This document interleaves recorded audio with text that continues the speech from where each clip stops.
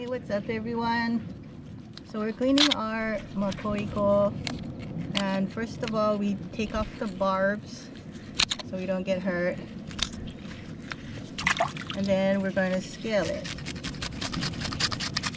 as best we can, both sides. And then what we're going to do is gut it. So we're going to take the insides out, cutting from the bottom.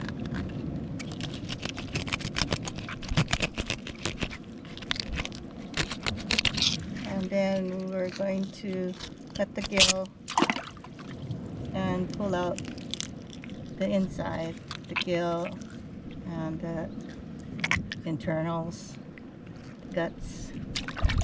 Rinse it off. Thanks for watching, and aloha.